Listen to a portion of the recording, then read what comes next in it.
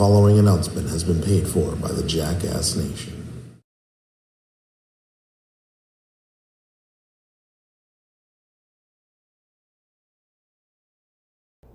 You know, there's really no greater feeling than sitting in the theater waiting for a new Star Wars movie to hit. I'm gonna be a pilot. Best in the galaxy. Hey, kid, I'm putting together a crew. Who are these guys? Han Solo, Lando Calrissian. Oh, is that a Wookiee? If you come with us, you're in this life for good. You in? That's yes. Solo, a Star Wars story.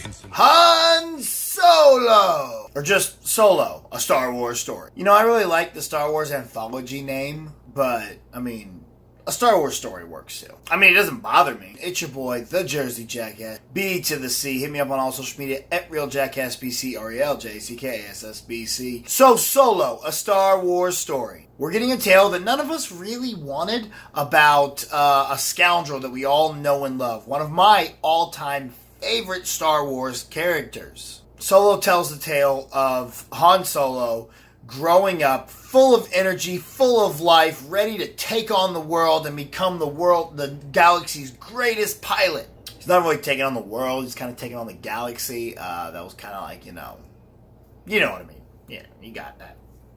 I was a little worried going into this one. I didn't know if I actually really wanted a Solo movie. I didn't think anyone but Han Solo could play.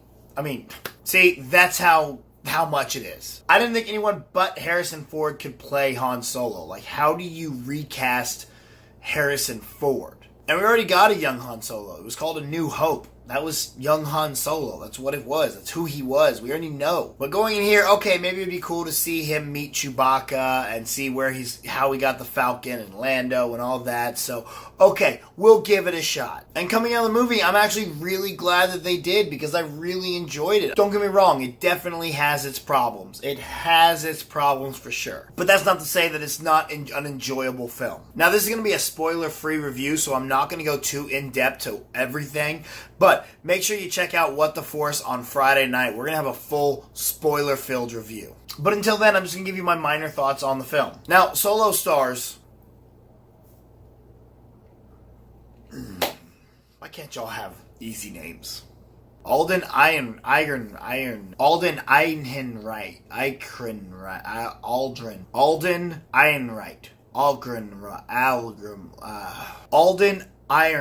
Ehrenreich. Screw it, go with that. As our title hero, young Han Solo. We also get Woody Harrelson as Tobias Beckett, Han Solo's mentor. Emilia Clarke, Khaleesi.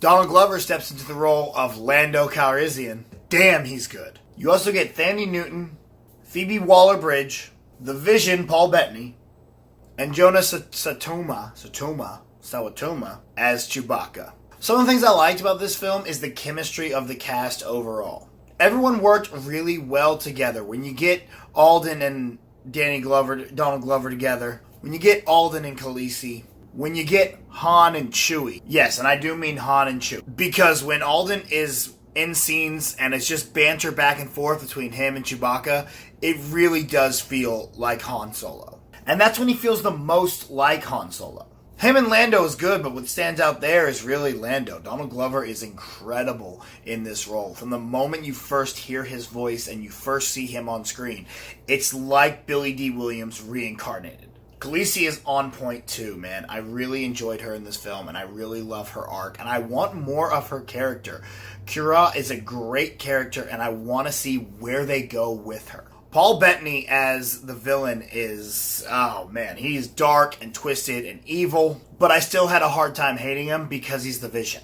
Some of the things I didn't like about this film are it's very coincidental. Like, a lot of things just kind of happen just because we have to push the plot along and people have to show up at places. I'm like, alright, it's kind of weird that you're here, but I'm gonna buy it. Also, early on, Kathleen Kennedy said that we're gonna find out how Han Solo gets his name, Han Solo. And that's true, we do find that out, and it's really dumb. Like, why couldn't he just be Han Solo? Why do you have to have a reason behind why he's named Han Solo? That's dumb.